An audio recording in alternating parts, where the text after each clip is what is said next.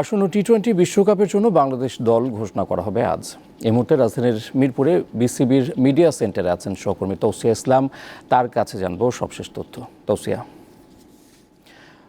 BCB কখন দল ঘোষণা করবে আর সম্ভাব্য একাদশ সম্পর্কে কিছু জানতে পেরেছেন কিনা জানাবেন।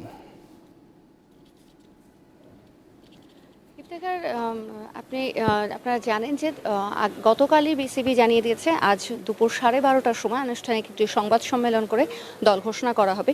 তবে এখানে একটু মজার ব্যাপার তারা শেষ মুহূর্তে করেছে, যেটা আজকে আমরা এখানে আসার পর জানতে পারলাম।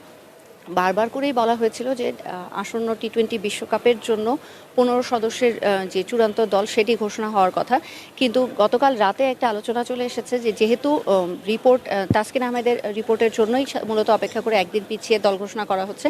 তো তাসকিন আহমেদের রিপোর্ট আসার পর যেটা নিশ্চিত হওয়া গেছে যে যুক্তরাষ্ট্রের বিপক্ষে যে বাংলাদেশের 3 ম্যাচের একটি সিরিজ আছে সেই সিরিজে তাসকিন আহমেদ খেলতে পারছে না। তবে বিশ্বকাপের চূড়ান্ত পর্বে বাংলাদেশের যে ম্যাচগুলো আছে সেই ম্যাচের আগেই শ্রীলঙ্কার বিপক্ষে ম্যাচ দিয়ে বাংলাদেশ বিশ্বকাপ মিশন শুরু করবে।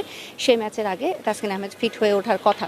সে কারণে তাসকিন আহমেদের পরিবর্তে বিশ্বকাপে যাওয়ার আগে, যেহেতু বাংলাদেশ একবারেই এখান থেকে চলে যাবে মূল স্কোয়াডটা নিয়ে, যুক্তরাষ্ট্রের বিপক্ষে 3টে ম্যাচ খেলে তারপর বিশ্বকাপের ক্যাম্পে যোগ দেবে, তাই তাসকিন আহমেদকে দলের সাথে নিয়ে যাওয়া হচ্ছে। তার সাথে অতিরিক্ত হিসাবে পেসার হাসান মাহমুদকে নিয়ে যাওয়া হচ্ছে।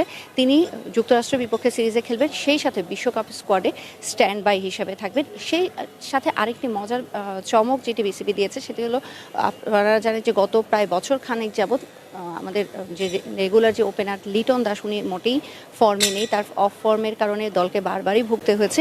কিন্তু সাধারণত হিসাবে আমরা যে ডানহাতি ওপেনারের একমাত্র অপশন হিসেবে লিটন দাস ছিলেন, কিন্তু তার অফর্মের কারণেই তার ছাড়াও একজন স্ট্যান্ড বাই হিসেবে ব্যাকআপ ওপেনার চিন্তা করে মেহেদী হাসান মিরাজকে স্ট্যান্ড বাই হিসেবে নিয়ে যাওয়া হচ্ছে। সে কারণে যে 15-র জায়গায় যে 17 সদস্যের একটি দল দাঁড়াচ্ছে, এই পুরো 17 সদস্যের দলটাই আজকে ঘোষণা করবেন। বিসিবি নির্বাচকদের সাথে আমি কথা বলার পর যে বিষয়টি জানলাম, তারা যুক্তরাষ্ট্রের বিপক্ষে বাংলাদেশের সিরিজ বলে যে 17 সদস্যের দল ঘোষণা করতে যাচ্ছেন সেটিকে ঘোষণা করবেন। মূলত এটা বিশ্বকাপের স্কোয়াড, তবে এই দলের মধ্যে যেহেতু 17 সদস্য ঘোষণা করা হবে, সেখানে 15 জন থাকবেন হচ্ছেন বিশ্বকাপ স্কোয়াডের খেলোয়াড়, আর মেহেদী হাসান মিরাজ আর পেসার হাসান মাহমুদ এনারা দুজন থাকবেন স্ট্যান্ড বাই হিসেবে বিশ্বকাপের স্কোয়াডে। সে কারণে তাসকিন আহমেদ বিশ্বকাপে খেলবেন।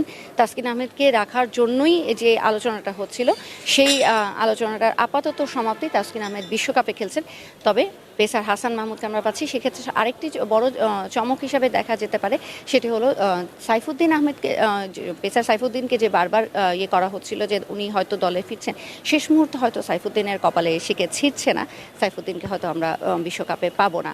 তো এই ছিল আমার কাছে এখন পর্যন্ত সবশেষ। ইফতেখার।